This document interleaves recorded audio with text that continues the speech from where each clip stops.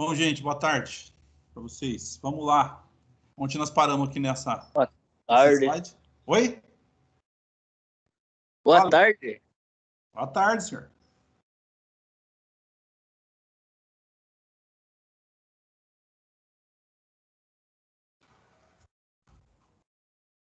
Nós havíamos parado aqui, eu falei aquele negócio para vocês, que o sistema, igual só recapitulando para vocês, nós temos uma central de administração que vai dentro, no caso da cabine, a rede, esse daqui é a nossa central, no caso do motor, os sensores dela aqui que vão estar monitorando e a atuação que é feita, no caso, em função da bomba e bico injetor, ou injeção, início de débito de injeção aqui, tá? Aí nós temos aqui como é que funciona esse cara aqui. Então, esse sistema é um sistema de gerenciamento PLD, bomba, tubo e bico, que eles falam aqui, na verdade, né? Trabalha com aproximadamente 1.600 bar. A gente consegue, no caso, otimizar a combustão, melhorar o torque e potência mais elevado, tecnologia de turboalimentação e resfriamento de ar, que seria, no caso, o intercooler, tá? Ele garante, no caso, um baixo consumo, melhor desempenho, maior durabilidade, conforto, segurança, diagnóstico. Isso aqui que é o interessante em relação a gente falar de diagnóstico. Então, se vocês pegarem qualquer sistema que ele tenha a parte de diagnóstico, gente, vocês vão ver que a função dele aqui, por exemplo, principal, ele tem um sistema que vai dar um retorno para vocês em relação a algumas falhas que podem acontecer no sistema, tá? Então, isso aí seria um diferencial.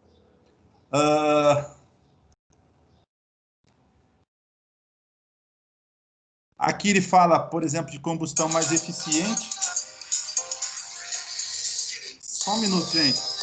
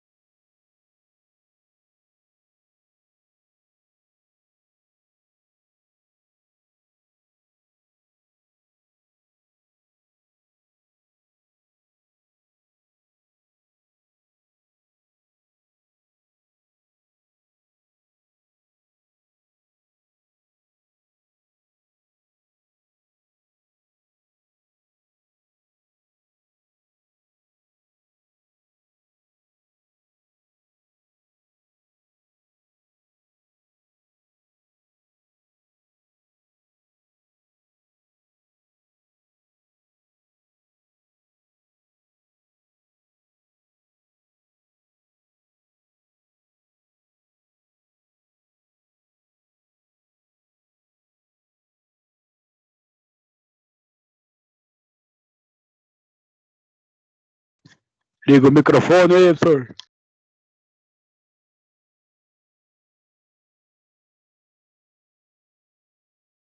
Acho que ele tá no telefone, Nathaniel. Ah, bom, desculpa então. Nathanael, tá escutando agora? Deixa eu voltar aqui, ó. Pelo jeito eu fiz uma nhanhaca aqui, peraí. Só falando para vocês aqui, ó. Em relação à queima aqui, ó. Até então a gente tinha alguns sistemas que a combustão não era tão eficiente, porque a pressão era muito baixa. Quando a pressão era muito baixa, ele pulverizava menos, então tinha mais combustível líquido dentro do sistema. Nesse caso aqui, o que eu queria mostrar para vocês, por que a gente está mostrando aqui a câmara de combustão? A combustão, ela se dá nas extremidades, por exemplo, da pulverização que a gente está vendo aqui, tá? Por quê? Aqui vai estar muito mais pulverizado, logicamente a mistura ar e combustível é mais, no caso, eficiente, gente, tá? E a gente tem aqui que, ó, a combustão é mais eficiente, o melhor desempenho, porque ele vai estar aproveitando melhor a queima, tá? Menor consumo, ou melhor consumo, porque ele vai estar queimando todo, no caso, o combustível injetado, porque ele vai estar muito mais pulverizado, muito menos líquido, e menor emissão de poluente, porque a estratégia, como ele queima melhor, logicamente o resíduo, isso que vai sobrar é menor.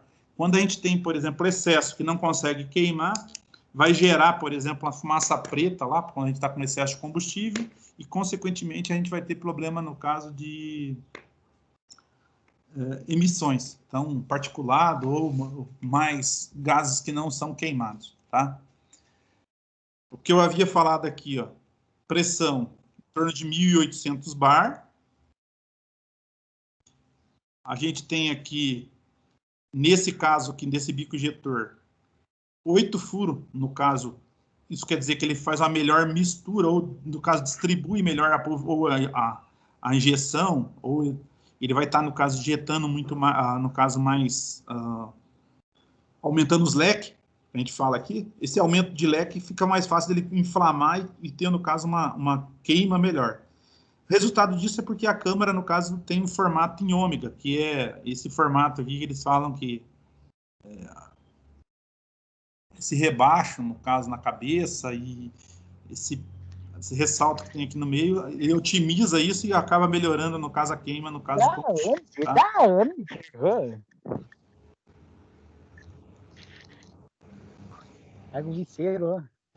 Equipamentos de diagnóstico, gente, vocês têm aí equipamento de diagnóstico de vocês em relação ao que está mostrando aqui, poderia ser um sistema, no caso, que esse aqui é um multifuncional, é um Bosch.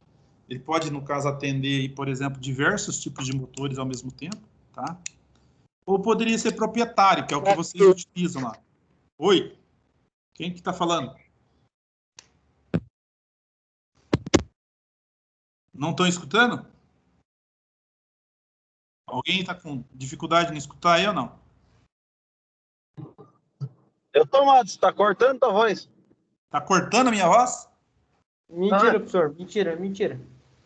Não tá, aqui não tá cortando. Não tá cortando. Pra mim tá nada. normal, professor. Ah, foi mal.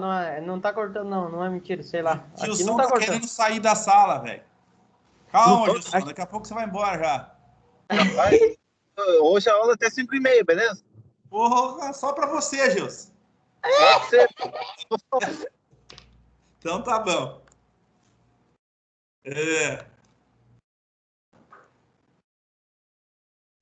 Esse equipamento que está mostrando aqui, gente, é um sistema ainda, no caso, não é arcaico, na verdade é um equipamento, no caso, de mão. Eu não sei como é que vocês fazem uso. Lá vocês acham que usam o notebook para estar acessando, né? O sistema. Sim. É um notebook, Sim. né? Então, nesse caso que vocês estão vendo aqui, esse equipamentozinho aqui é um equipamento multifuncional. Ele teria como, no caso, ver aí diversos tipos de motores diferentes. Não só no caso da linha, sei lá, Case, de Holland. Então, ele pode estar olhando outras marcas aí, porque nesse caso aqui é um sistema que está só fazendo a parte de gerenciamento de motor, não fazendo gerenciamento, no caso, de máquina. Se for de máquina, tem que ser, no caso, equipamento que vai custar um pouco mais. Se vocês pegarem lá um Texas, pegar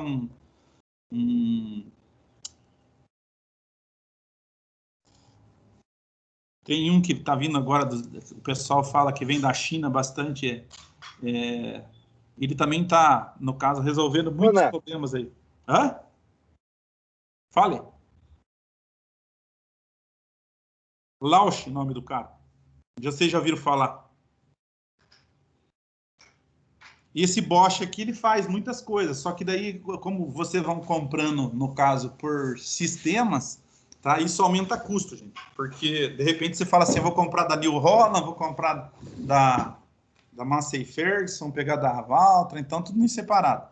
Então, cada vez que for atualizar um sistema desse que ele é multifuncional, vocês vão ter que comprar aí, no caso, a parte de software à parte, tá? Esses equipamentos aqui, ele tem a funcionalidade de verificar, no caso aqui, a versão da unidade, a leitura de arquivos de falha, que na verdade são as falhas que vão acontecendo no sistema, simular funcionamento de alguns componentes, não de todos, né? A medição de valores, aí depende, no caso, o que vocês vão estar vendo, porque alguns têm parâmetro ou eles são com visual, gráfico, daí vocês vão estar verificando o máximo e mínimo. Verificação de grandezas, no caso, durante o funcionamento. Eu quero ver tensão de bateria, eu quero ver, sei lá, a tensão que está sendo do alternador, no caso, quando está carregando, algumas coisas assim. E aqui, ó, alguns desses aí, se eu pegar o EDT, eu pegar lá o Service Tool, por exemplo, vocês podem também fazer essa medida aqui, ó, medição de compressão e do torque do motor, em função, no caso, do sistema eletrônico.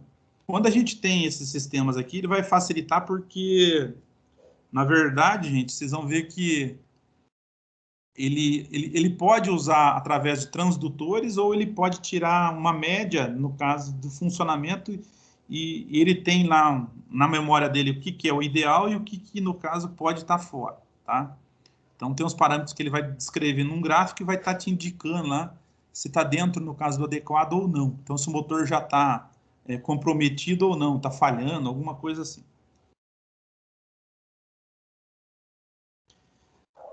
Aqui, ó, começa aquele processo que eu falei para vocês. Esse cara aqui, ó, sensor de temperatura do líquido de arrefecimento. Gilson, você já viu falar que é um sensor NTC ou não? Ou Adalto, sei lá. Sensor do quê, senhor? Ah? Sensor do quê? Sensor de temperatura NTC. Não, pior que o que é esse aí? Então, é uma nomenclatura. Eu vou motor ali por causa da bomba de óleo já. Tá, deixa eu só falar um negócio para vocês. É a nomenclatura que o pessoal dá quando você... Assim, é um sensor que ele é... NTC quer dizer Negativo Transmission Control, ou no caso, é um sensor que ele vai emitir, no caso, um sinal que ele funciona da seguinte forma. Quando está frio, a resistência, no caso, é alta. Quando aquece, a resistência abaixa. E, por outro lado, quando está frio, a tensão, no caso, é baixa. E quando está quente, a tensão é alta. Então, ele pode variar duas... Quando ele está frio, ele está aberto.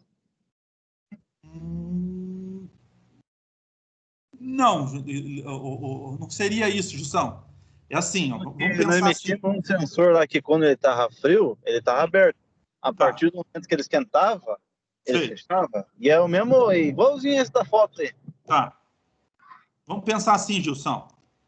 Esse cara, quando ele está frio, ele tem uma resistência. Isso quer dizer que ele tem dificuldade de quê?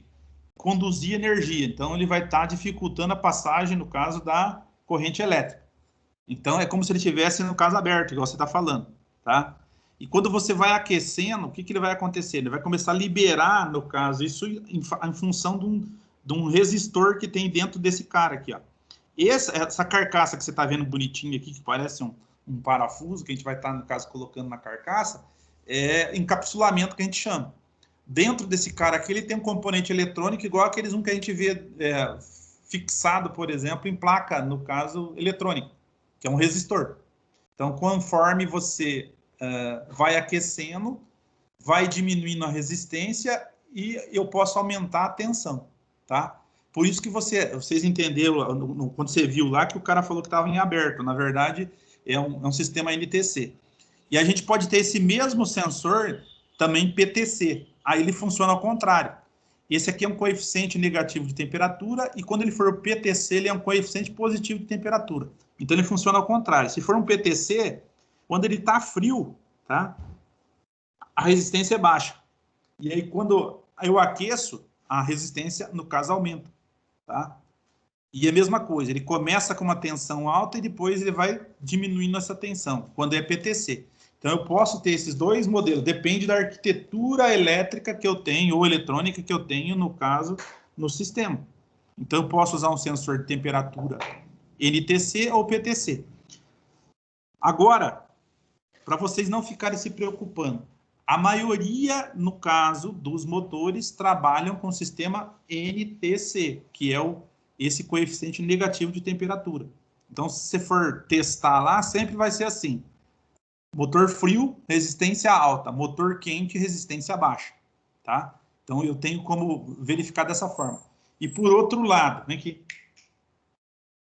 Se a gente, no caso, fizer o contrário, quando ele estiver quente, a tensão vai aumentar. E quando ele estiver frio, a tensão vai diminuir. Tá? Então, são duas formas aí que a gente, no caso, tem como testar esse cara. Então, como é que eu testo ele? Eu posso testar, no caso, medir a resistência do circuito, e depois que ele estiver funcionando, eu posso, no caso, verificar o quanto que está de alimentação. Então, a tensão de alimentação do sensor. Então, se eu precisasse testar esse cara lá no trator, lá, eu não precisava nem tirar ele fora. Pegar o motor frio, a resistência tinha que estar lá em torno, no caso, sei lá, de 1 kΩ. Aí, no caso, quando você esquenta o motor, vocês vão ver que a tendência, no caso dessa resistência, é diminuir. Tá? E pelo contrário, quando vocês estão com o motor frio, a tensão está baixa. E quando ele está com o motor quente, a tensão está mais alta, que pode variar até 5 volts. Tá? Por ele ser, no caso, um sensor.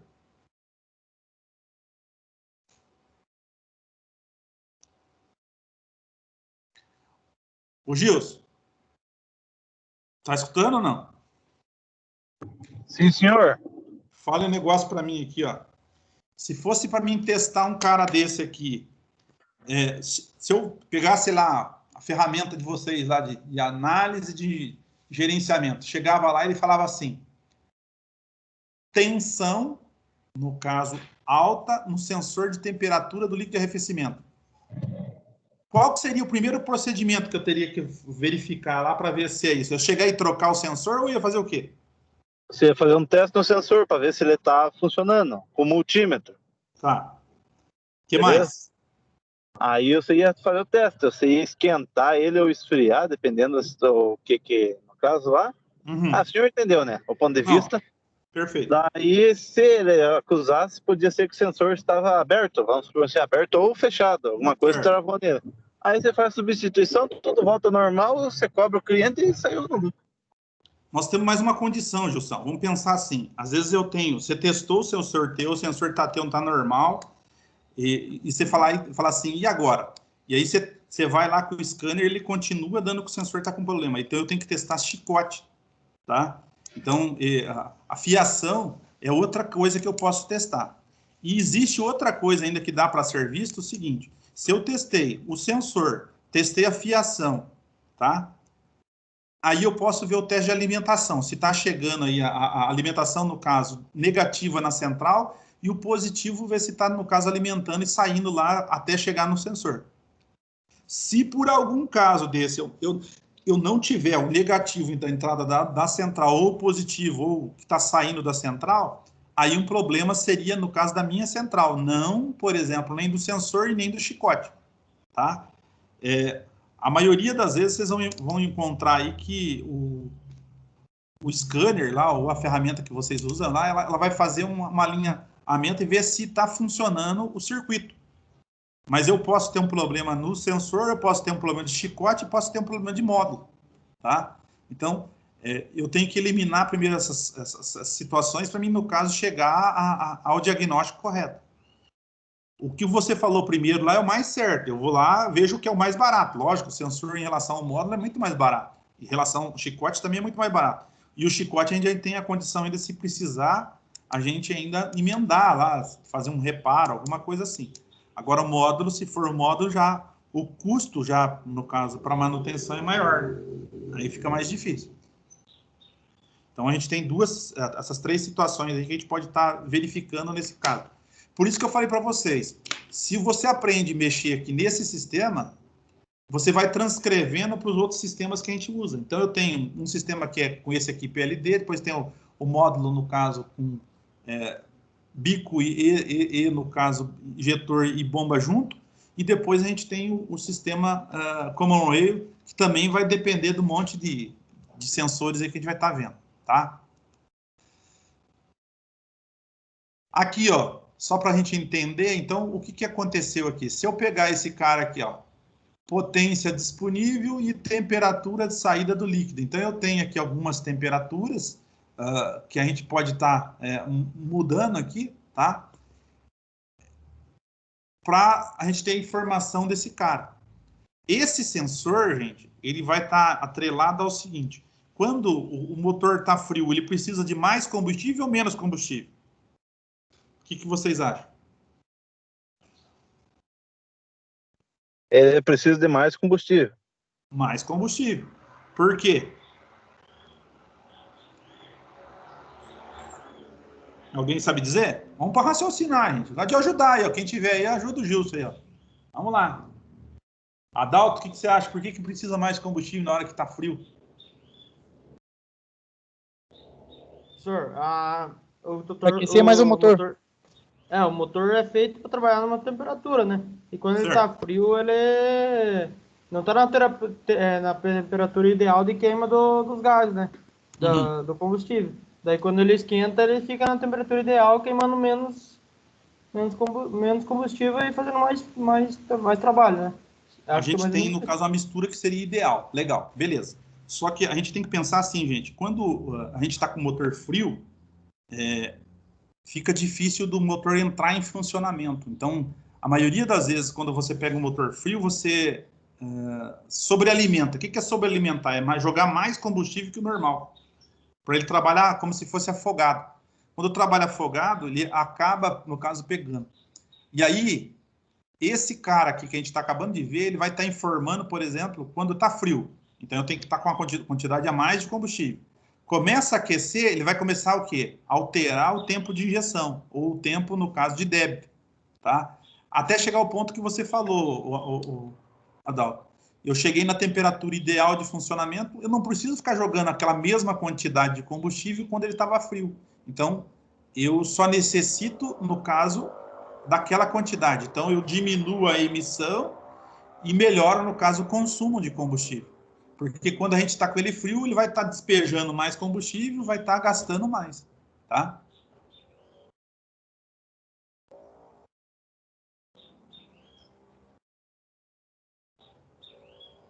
Aqui está falando de rendimento, ó, aquela questão que o Adalto falou, e quando a gente está com a temperatura ideal.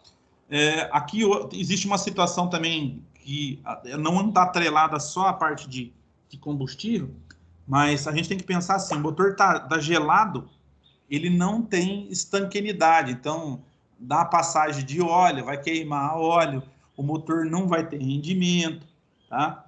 Ele vai ficar mais difícil de girar porque o óleo tá frio, tá mais viscoso. Então a gente tem algumas condições assim que vai, mas a tecnologia vem melhorando isso, que eles fazem o que? Mexer no óleo lá, deixar um óleo que ele sobe rápido e faz lubrificação rápida. Então ele muda na configuração do óleo também. Então é uma série de aspectos que vão estar trabalhando junto aqui para melhoramento, no caso, de todo o funcionamento, no caso, a parte do motor em si, tá? Se vocês pegarem aqui, ó, olhando para a cara desse cara aqui e aquele cara que nós vimos lá anterior, ó, sensor de temperatura do líquido de arrefecimento, e aqui um sensor de temperatura do óleo do motor, basicamente, tá? Em alguns casos aqui, a gente olha, o encapsulamento é o mesmo. O que pode mudar aqui, gente? Pode mudar o part number ou, por exemplo, a configuração do sensor, porque a água, ela trabalha lá com temperatura até próximo de 95, 96 graus. Antes, no caso, a gente ter evaporação, tá? E a gente falando, por exemplo, do óleo, então as temperaturas que o óleo, no caso, irradia é diferente uma da outra. Então a gente tem essas condições diferentes. Só que o teste que é feito é igual, tanto para um quanto para outro. O que pode mudar aqui, no caso de um sensor de óleo com sensor de temperatura, é o part number, tá? E aí a gente pode ter algumas coisas em relação à diferença, por exemplo, das resistências que a gente tem lá no decorrer, que vai aumentando ou diminuindo essa temperatura, tá? Seria isso daí. Então ele fala aqui que ele é idêntico, mas às vezes pode ter uma questão dessa por o cara vender algumas coisas, ou em alguns casos, gente, eles mudam esse tipo de conector para o cara não inverter, por exemplo, ou utilizar o mesmo sensor de temperatura da água com o mesmo lugar de sensor de temperatura de óleo. Porque às vezes o chicote está muito próximo um do outro, tá? E um tem que dar a informação da água e o outro tem que ter informação do óleo. Então, se a gente inverter isso, pode dar, no caso, um bug lá no sistema, no caso, da inteligência do sistema lá, tá? Ou a configuração. Professor, mas daí é do óleo de transmissão, não do combustível. Não, o óleo do motor, esse aqui. E tem aqui do combustível também. Tá? É por causa que o senhor falou ali, eu já... Então eu entendi certo, mas eu tinha pensado assim, é por causa que o que vai ativar ou desativar esse sensor aí é a água do motor, né? Sim.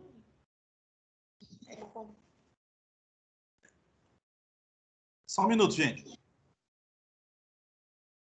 Até 2.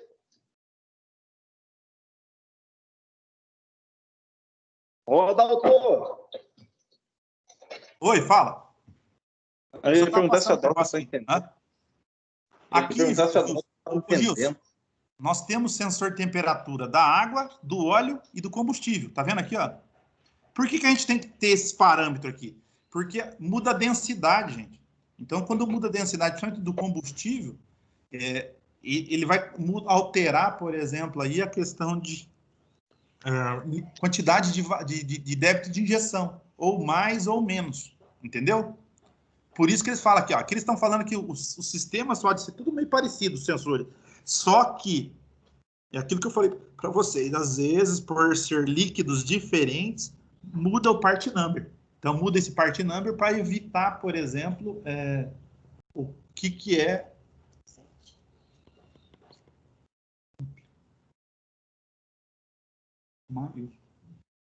Maiúsculo.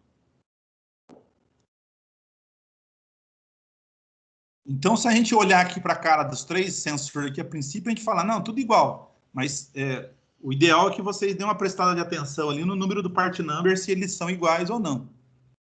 Eu já vi caso, por exemplo, em outras linhas de automóvel, de caminhão, que os caras põem o conector igual e o sensor muito parecido, daí os caras invertem.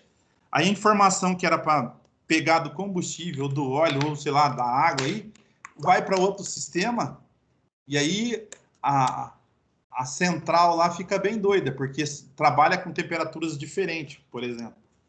A temperatura latente, por exemplo, do óleo lubrificante ou do óleo combustível é bem diferente da água. Então, os níveis que ele tem, por exemplo, de aquecimento muda um em relação ao outro. Então, pode alterar aí, por exemplo, o mecanismo no caso de tempo de injeção, tá? Que seria lá a configuração que ele deu inicialmente. Tá ok? Todos eles, gente, ele altera em função, no caso, de temperatura. Então, o que acontece? Ele pode, é um sistema NTC, que quando ele está com temperatura, no caso, baixa, a resistência é alta. Quando você esquenta, a resistência diminui. Quando está frio, a tensão está mais baixa. Quando ele está quente, a tensão está mais alta. Isso aí é a configuração e a arquitetura, por exemplo, do circuito eletrônico. Tá?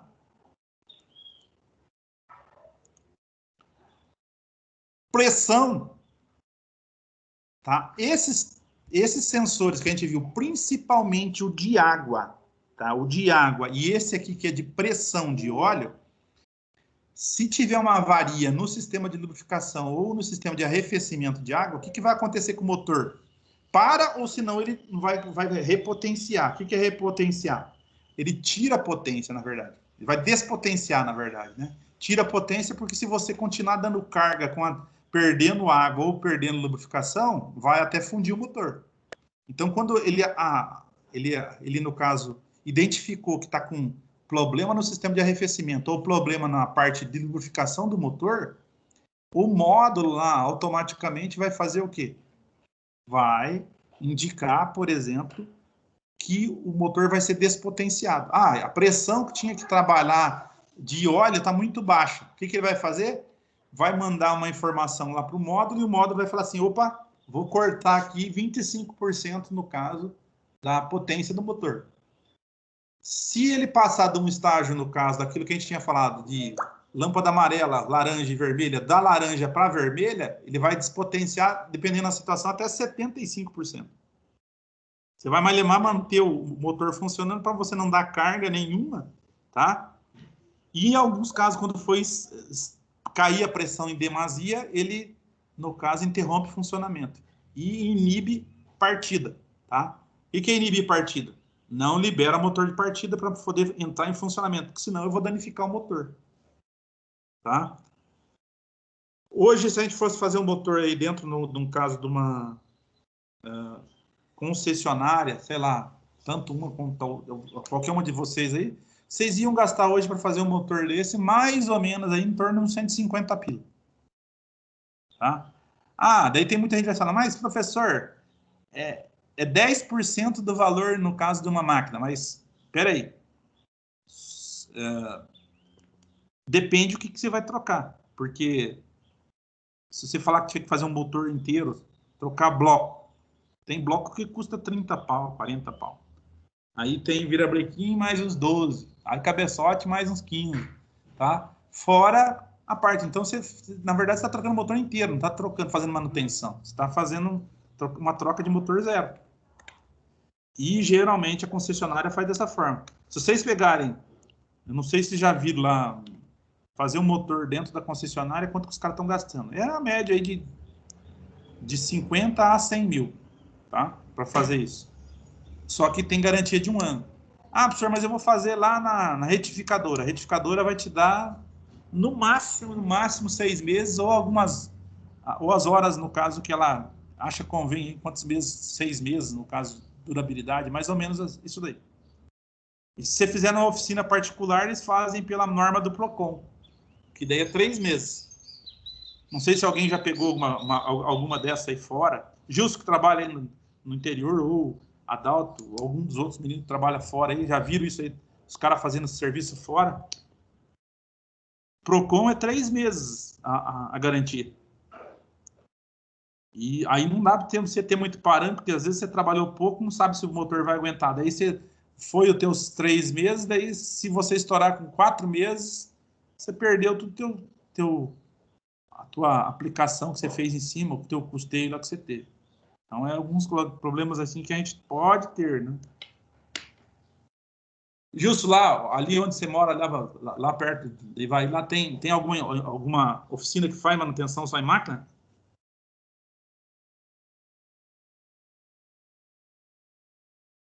Adalto, vocês que também devem ter alguma propriedade, vocês... Professor, ali em Tibagi, que eu conheço ali só de máquina, assim, não.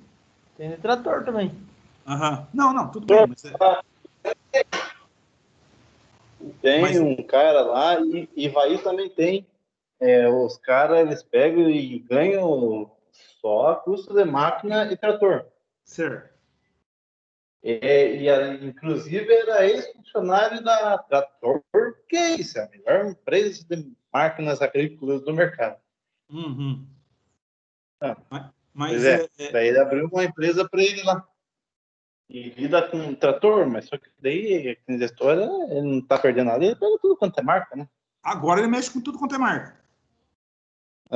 Agora ele mexe com tudo quanto é marca. Tudo quanto é marca. Desde Massey, que é meio, sabe, né? Massey, LS, John Deere. É que, eu não sei, tem produtor que sempre leva na concessionária, mas tem produtor que acha que é mais viável levar, tem uma máquina um pouco mais... Se a máquina está na garantia... Se a máquina está na garantia, normalmente sempre vai para concessionária essas coisas. Ou se é algum BO grave, tipo, coisa bem séria. Agora, se é uma coisinha simples, ou mesmo o produtor troca, ou eles pagam para algum mecânico trocar mais barato. Daí, cai que vai ter garantia de pelo menos em 6 meses. Sei. Uhum.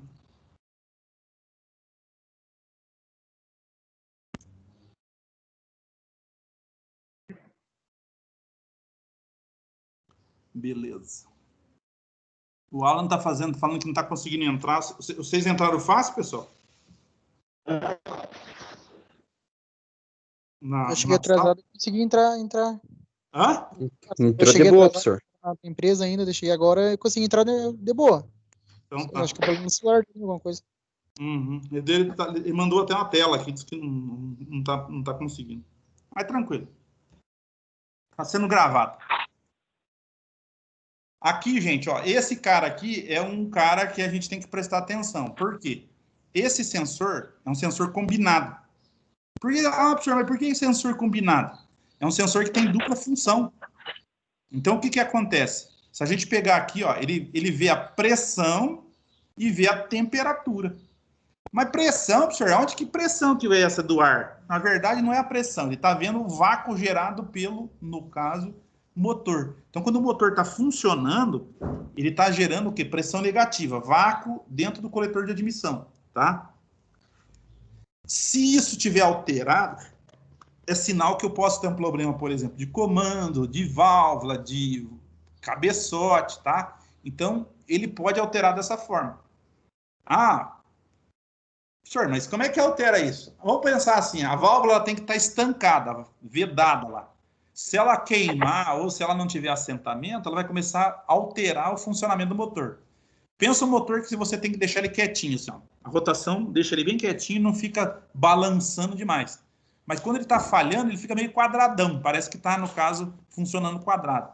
A maioria das vezes, gente, é problema, por exemplo, de débito de combustível que está funcionando com mistura diferente dentro, no caso, de um motor para o outro, ou ele está perdendo taxa de compressão. E o motor, no caso, está, perdendo potência em função disso. Esse cara que a gente está falando aqui agora, que é o sensor de pressão e temperatura de ar, você tem como, no caso, verificar qual que é a pressão ou negativa ou o vácuo gerado pelo motor. Então, se isso aqui não estiver dando um retorno, por exemplo, lá para a tua ferramenta de análise, tá? Ou ele estiver muito baixo, ou ele estiver muito alto, é sinal que está com algum problema nesse sensor aqui. E quando a gente altera esse sensor aqui também, a gente altera, por exemplo, a quantidade de combustível injetado ou debitado, tá? E aí aumenta, no caso, o quê? A quantidade de consumo de combustível, tá? Aqui só em vermelho que tá colocado para vocês aqui, ó. Com essas informações, o módulo, no caso aqui, o PLD, que eles falam aqui, é um módulo, no caso de injeção, consegue realizar uma boa mistura de ar combustível, que é aproximadamente 15/2 para um motor diesel, ou 15,2 gramas de ar para 1 grama de oxigênio, tá? Então, eu tenho que ver os dois parâmetros. Eu tenho que ver a temperatura do ar admitido e ver a pressão do coletor. Então, isso é essencial para um bom funcionamento, no caso, do motor, tá? Isso aqui fica onde? Ele fica no coletor de admissão. Ou na mangueira, no caso de entrada de ar, alguma coisa assim, porque ali ele vai estar aspirando ou puxando. Alguém de vocês aí já viu o motor disparar ou não? O motor diesel disparar? Só em vídeo, professor. Não. Lincoln? Só vi vídeo. Só vídeo. O que aconteceu daí? Uma máquina, não lembro se era uma Massa, era uma New Holland. Aí os caras estavam lá em cima, ligaram a máquina, começou baixinho, de repente começou a subir, e subiu e não parou mais. Os caras começaram a gritar e ficou lá. Daí pegou e acelerou ficou um tempão acelerando, assim, de repente deu um barulhão forte, assim, com uma explosão e fumaceou tudo. Eu vi de caminhão aconteceu? Por vídeo só, professor. Eu vi só por caminhão em vídeo. E o que aconteceu? Isso aí disparou também, né? Daí, para tentar minimizar lá, tem um vídeo que eu vi que eles tentam tampar a entrada da turbina. Certo. E outro vídeo lá que eles tentam quebrar os filtros, né? Para cortar o combustível. Tá, eu vou te falar um negócio. Quebrar a alimentação de combustível não adianta, porque geralmente quando ele dispara, ele tá puxando o óleo do motor. Uhum. Tá queimando o óleo do motor, de dentro do motor. Entendi. E você pegar um motor muito fraco, por exemplo, o motor já está desgastado. O que ele vai acontecer? Ele vai começar a passar óleo pelos anéis, né? E esse óleo, ele, depois que inflamou e chega a uma temperatura que a rotação está muito alta, vocês não conseguem, no caso, vocês podem cortar combustível e ele vai continuar rodando até esgotar o óleo do cárter. Só que, gente, para esgotar o óleo do cárter, ele vai destruir o motor, vai quebrar, arrebentar inteiro, o bloco, tudo que vocês forem ver na frente, vai destruir tudo. Porque ele vai até travar. Na hora que ele travar, sai pedaço para todo lado. E a única solução que tem, só que daí o cara tem que ser meio macho para chegar lá e fazer isso. É isso que o Lucas falou. Tem que ir lá e tampar a entrada de ar, que é a única coisa que vai manter o motor funcionando, ele vai ter que estar aspirando ar e queimando, no caso, um combustível, que seria o óleo. Aí você teria que meter a mão ou alguma coisa para travar lá a entrada de ar e aí apaga o motor. Só que ninguém chega perto porque corre o risco desse negócio sair pedaço de metal, sair um pedaço desse de bloco, vira brequim, sei lá, biela, pros lados aí. Se pegar no camarada é finado. Já era. Ah, sim. Não sei se vocês viram aquela uma do cara tava testando uma caravana aqui em Curitiba aí, saiu um pedaço, entrou no pescoço do cara e mandou o cara pro espaço. Tô louco. E o pedaço sai lá com a velocidade que está na rotação do motor. Então, é um negócio assim que tem que tomar cuidado. Essa questão de disparar motor aí, ó. Pegou o motor muito fraco que está acontecendo isso daí, não queira falar que vai dar uma olhadinha que vocês vão tomar na cabeça por causa disso. Tá? Deixa que dispare, por mim que se exploda tudo. Vai ser doido chegar perto. Não é muito adequado querer ir lá apagar lá o incêndio, não, viu? Outra coisa, gente, ó, aqui fala do sensor de pressão atmosférica. Aonde que vai esse sensor? Esse sensor aqui, todo mundo sabe que é barômetro. Sabe ou não? Sim, medidor de pressão, não, tio? Hã? O barômetro é medidor de pressão, não é? Pressão ou altitude, né? Na verdade. Então, cada vez que você vai... Pressão, né? Vai subindo, no caso, sei lá, aumentando a altitude, vai mudando aí a pressão atmosférica. A função desse sensor no sistema de injeção aqui, gente, é justamente para ir controlando isso. Porque às vezes eu estou aqui, não é o caso do trator. Trator, se você falar assim, não, eu vou sair com o trator daqui, vou levar ele lá na Cordilheira dos Andes para ele trabalhar. Se ele tiver esse sensor aqui, ele vai adequar a quantidade de débito de injeção igual ao débito no caso que ele necessita para aquela altitude. Se ele não tiver essa correção, ele vai mandar aumentar a rotação, vai aumentando até destruir o motor também. Tá? E isso está atrelado também à parte de turbina, com geometria variável, tá? E intercooler. Então, se vocês pegarem aí, existe lá alguns sistemas no sistema eletrônico que já vai ter esse sensor aí para estar verificando a altitude, no caso de trabalho aí, para não ter esse problema aí da questão de dar excesso, por exemplo, de ar, de combustível no sistema, tá? Acelerador, quando eu, no caso, tiver isso aqui, eu acredito que o acelerador de vocês lá também deve ser eletrônico, né? Alguém já pegou isso aí lá, para verificar alguma coisa? Se tem cabo, não tem cabo? Quando era as mecânicas lá, os sistemas que tinha bomba injetora, era cabo. Agora que a gente tem esses sistemas eletrônicos, ele trabalha aí, no caso, com 2 potenciômetros. Aqui ele fala aqui, ó, sinais do PW1 e PW2. Então, um potenciômetro 1 e um potenciômetro 2. Só que ele funciona de que jeito? O primeiro potenciômetro ele vai de 0 a 5 volts. E o segundo vai de 5 a 0 volts. Então, ele trabalha intercalando os dois para não existir, no caso, falha. Então, ele trabalha um inverso do outro, tá? Esse cara aqui, ele vai estar atrelado ao sistema, indicando para vocês a quantidade de combustível que eu vou ter que debitar. Então, ele vai estar monitorando o posicionamento no caso, nosso potenciômetro aqui, para aumentar ou diminuir o débito de combustível. Então, se eu tiver com ele desacionado, o motor está em marcha lenta. Se eu tiver ele com 1/4 de aceleração, tá? Ele está em média carga ali, ó. Se tiver meia aceleração, média carga. Então, ele vai alterando e vai alterando, no caso, a quantidade de combustível acionada lá dentro. Quando eu for testar esse cara aqui, ó, eu tenho que testar algumas coisas. Eu tenho que testar positivo, negativo que chega nesse central, nesse potenciômetro, e a variação que ele tem no P1 e no P2. Então, qual que é as tensões que ele pode estar trabalhando. Então, ele pode variar de 0 até 5 volts, então ele pode estar 0,01, 0,02, 0,3, e aí vai subindo, tá? Então, cada um que ele faz nessas variações que ele tem, ele vai aumentando ou diminuindo o débito de combustível no sistema, tá?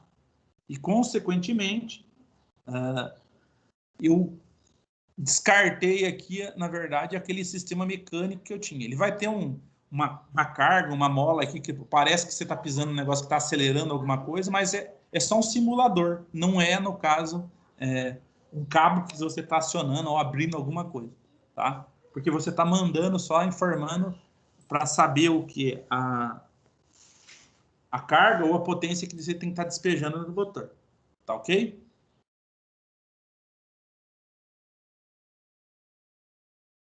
Aqui eu posso usar o multímetro, posso usar o scanner para mim achar esse P1, P2, e ainda eu posso usar um osciloscópio. Daí, através, no caso de gráficos, eu sei porque um é inverso do outro. Então, a curva de abertura, tanto um vai trabalhando tanto em baixa e em alta, então eles vão se complementando para não existir essa falha, no caso, no sistema, quando ele estiver totalmente desacionado ou meia carga, carga total, e assim por diante, gente. Só um minuto.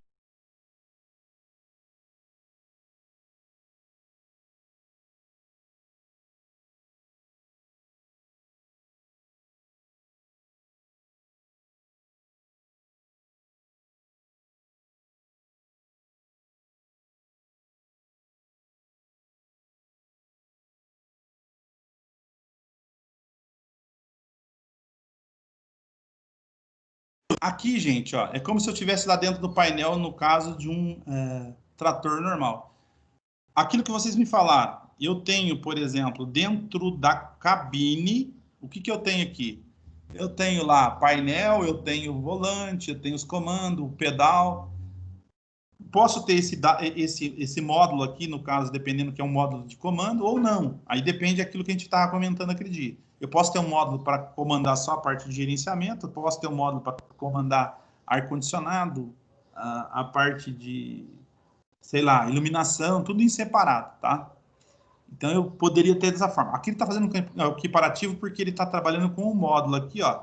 Esse ADM, ele, que é o que está dentro da cabine, ele comanda, no caso, os sistemas de dentro da cabine. Então, eu tenho aqui, ó, alimento sensor, informa a posição do pedal da ADM, ó, PWM, aqui, ó. São pulsos PWM. E um sensor, no caso duplo, que é o pedal, também é PWM. Então, ele fica oscilando, hora liga, hora desliga, então, para, no caso, estar alimentando. Isso em microsegundos, milissegundos. Então, não dá para você, no caso, manter ele, no caso, on-off, porque o equilíbrio de carga aqui seria, no caso, muito alimentação. Então, hora ele liga e desliga, então ele vai equilibrando essa carga, no caso de alimentação desse circuito eletrônico.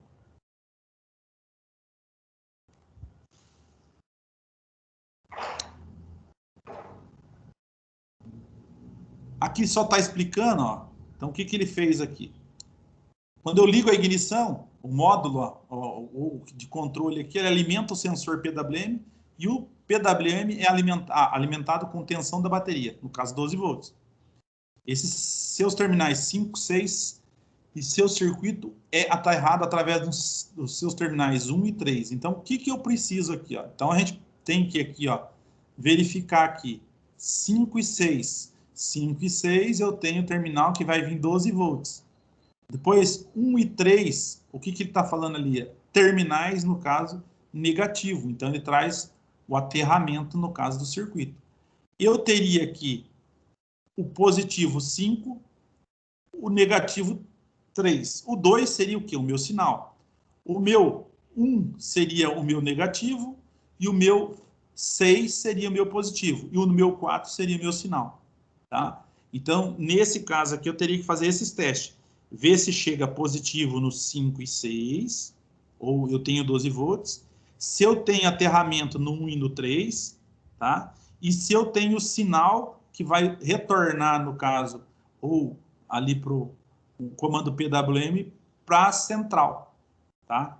Então, eu tenho PWM do caso do conector, ou no caso do potenciômetro 1 e do potenciômetro 2, através, no caso, de sinais de PWM.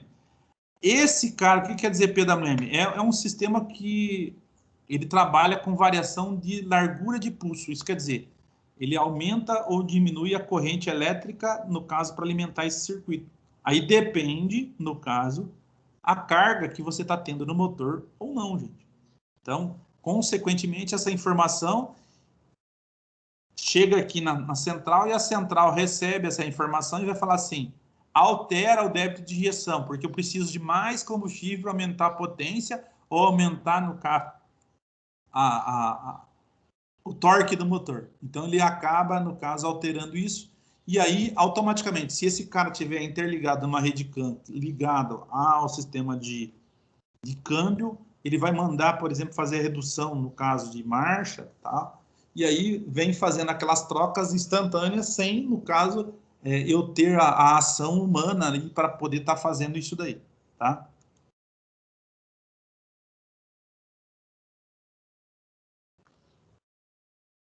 Aqui, ó, quando se trata de sinais digitais, a onda é quadrada. Então, por isso que ele está colocando aqui. Só que, o que acontece? Ela é quadrada, só que ela pode, no caso, ter uma frequência diferente. Isso quer dizer uma intensidade percentual, o DUT negativo ou o DUT positivo, e fala aqui, ó. Então ele tem aqui a largura desse pulso aqui, o tempo que ele vai ficar, no caso, dando esse pulso. Então o que eu tenho aqui, ó? O sinal corresponde ao sensor, no caso, ó, o sinal correspondente ao sensor de posição do pedal 1 é enviado ao terminal 2 do PWM. E o sinal correspondente ao sensor 2, através do pino 4 do PWM.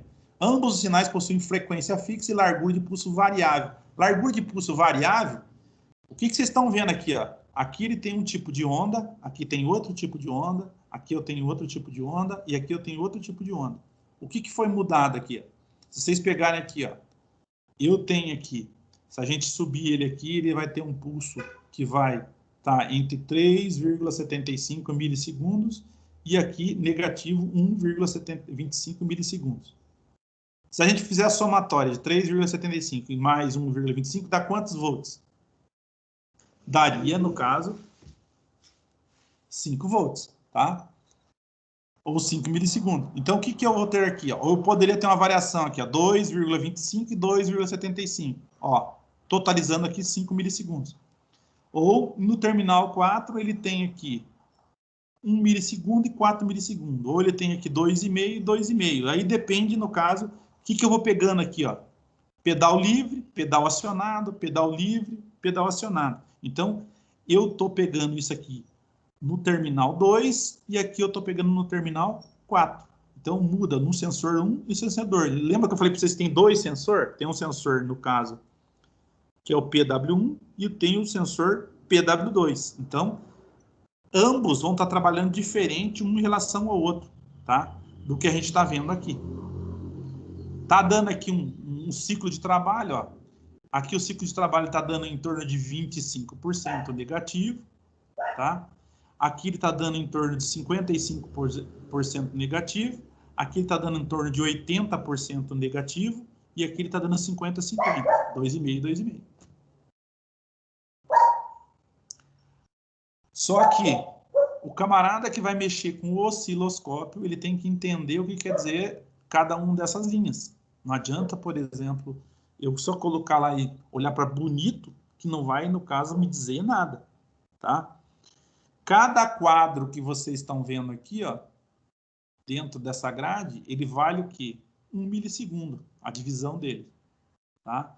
Se a gente somar aqui, ó, 1, 2, 3, 4, 5 milissegundos, que é, no caso, o tempo total que a gente tem aqui. E aqui as variações que eu tenho, ou ele positivo ou ele negativo. 80%. Por que 80%? Ó, ele tem, no caso, 20% aqui, que é 1 milissegundo, e tem 4 milissegundos aqui que ele vai ficar negativo.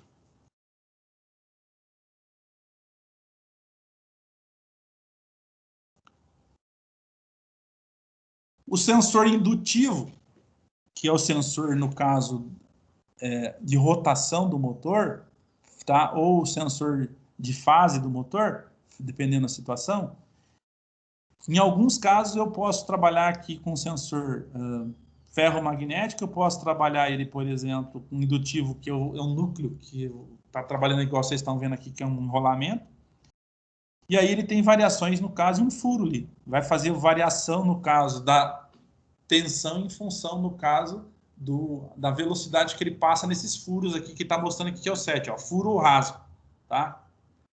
Ele fica contando e cada vez que ele passar lá onde está faltando, por exemplo, 2 dentes ou 1 dente, ele vai estar identificando o primeiro cilindro, tá? Aí ele traz toda uma... Aqui, ó. Localização do pistão. Quando o motor começa a girar, é gerado um pulso elétrico no sensor que está no eixo de comando e o PLD interpreta esse pulso como sendo um sinal de que o pistão número 1 está a 55 graus antes do PMS. Então, ele mostra aqui esse posicionamento. Se você contar cada, no caso, furo desse, ele vai, no caso, corresponder a quantos graus a gente tem ali, tá? Aí, ó, nesse estágio, o funcionamento do PLD já sabe qual será o ângulo de início de injeção. Suponhamos que ele tenha determinado que o início é 15 graus antes do PMS. Nesse caso, o PLD precisa saber quanto tempo o pistão número 1 precisa para se deslocar 55 graus. Antes do PMS até 15 graus antes do PMS. Ou seja, um deslocamento de 40 graus. Ou seja, a velocidade do pistão, a informação de velocidade do pistão é gerada pela passagem de 36 orifícios a cada volta na frente do sensor, o qual está montado no volante do motor. Então, na verdade, é um cálculo matemático, gente, que o pessoal faz na parte da programação, e ele jogou esse cara aqui nessa roda fônica, me colocando aqui, por exemplo, que se a injeção tem que ser dada 15 graus antes, quando tiver deslocado 40 graus, ele já sabe que naquele momento que ele vai começar a fazer o débito de injeção, tá? 15 graus antes aqui, para quando ele chegar totalmente já tenha dado o débito inteiro, no caso do conjunto. Após a partida, reconheceu o pistão, a posição do pistão e o tempo de compressão. Ele passa a utilizar somente o sinal gerado pelo sensor que está no volante do motor. Nele, além do sinal de rotação, é gerado um sinal que indica o pistão está a 65 graus antes do PMS. Tanto no tempo de compressão quanto no tempo de exaustão. Entretanto, o último sinal é desprezado. Então, depois que o motor funcionou, ele vai tomar isso aqui como uma constante. Isso faz parte da programação do sistema, gente. Então, vocês veem aqui aonde que está o posicionamento dele aqui e essa angulação aqui que a gente vai ter no caso do sistema.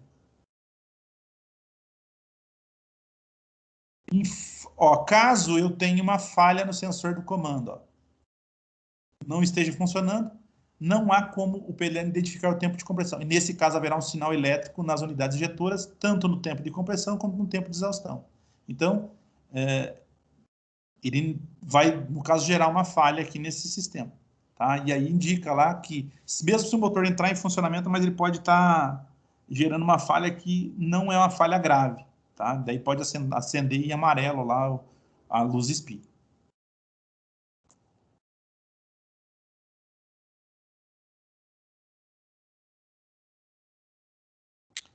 E aí, caso o sensor do volante não esteja funcionando, o PLD passa a trabalhar somente com o sensor de comando. Nesse caso, pode haver perda de potência do motor e o sinal de rotação é gerado por 12 orifícios que passam à frente do sensor a cada volta do eixo de comando. Então, o eixo de comandos, ele tem, no caso, um número de orifícios ou janelas ali, diferente no caso meu volante do motor, tá? E ele vai funcionar, só que daí dá perca, no caso aqui, de potência. Então, despotencia o motor.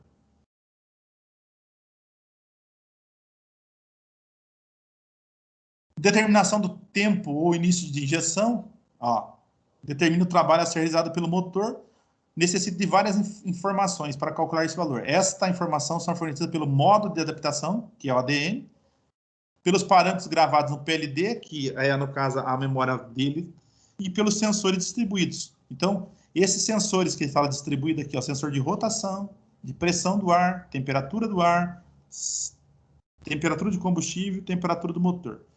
Esse que está quadriculado aqui, que está mostrando nessa linha pontilhada, é aquele sensor que eu falei para vocês que ele é um sensor, na verdade, combinado. Então, dentro de um só.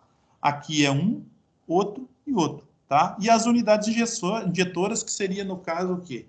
A nossa bomba unitária, que vai estar gerando pressão para ir para o bico, tá? Nesses casos aqui, eu estou testando todos os sensores, se for necessário. Testo também, no caso, a continuidade aqui da bomba injetora. Se eu testei esse cara e testei esses caras e continua a falha, aí o problema é no módulo do quê? Ou o PLD ou o ADM que está com problema. Tá?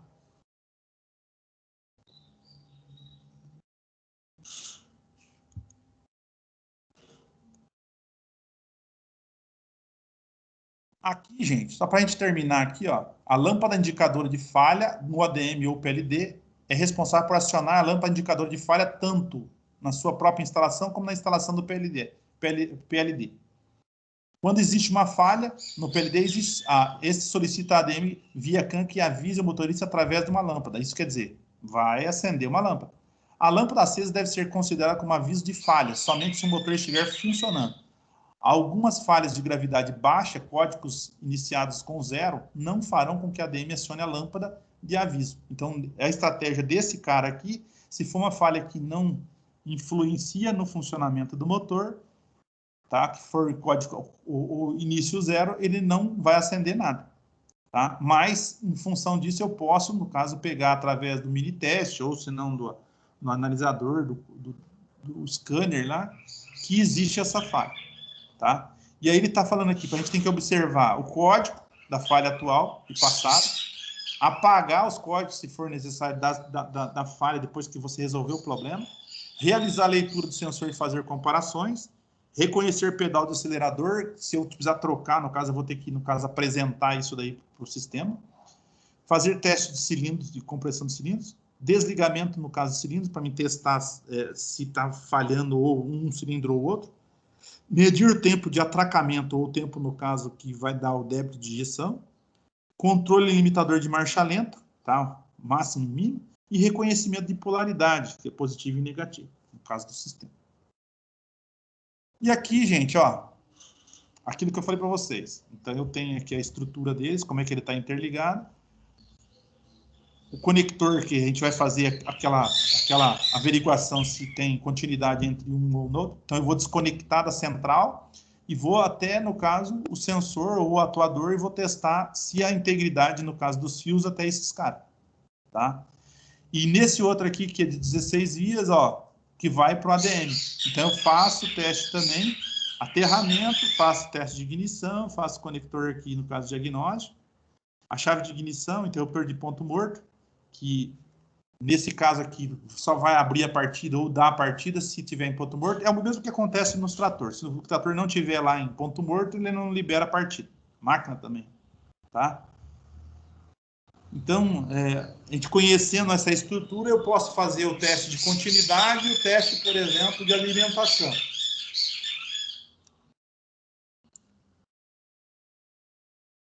E aqui, gente, ó, já mostrando um negócio um pouco diferente. Então, o que está mostrando para mim aqui, ó? Fusível de proteção de chave. Tá falando que aqui é o F19 para esse modelo. De alimentação constante, a F38. Aterramento. Aí traz aqui o que vai para os pedal, o que vai indicador de temperatura, alarme, no caso, de alerta de água, falta de água, alguma coisa, protegido por um fusível 5 A. Indicador de pressão também protegido por um fusível 5 A. Lâmpada de advertência, também protegida por um fusível de 3 A. Conector diagnóstico, linha W no alternador aqui, que é para dar rotação do motor. Contagiro. Interruptor, no caso de freio motor.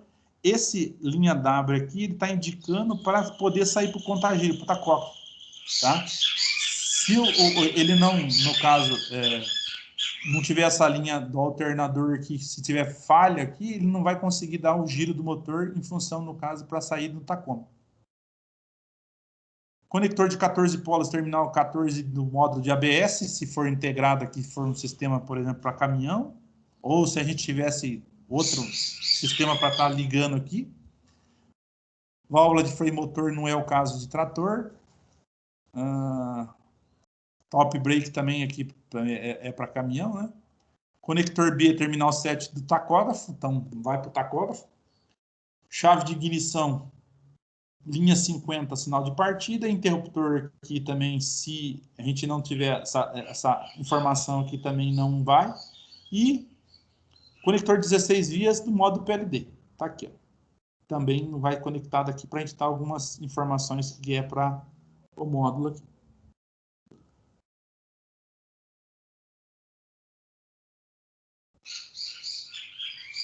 Se a gente pegar aqui, ó, nessa linha, só para a gente entender um pouquinho aqui, ó.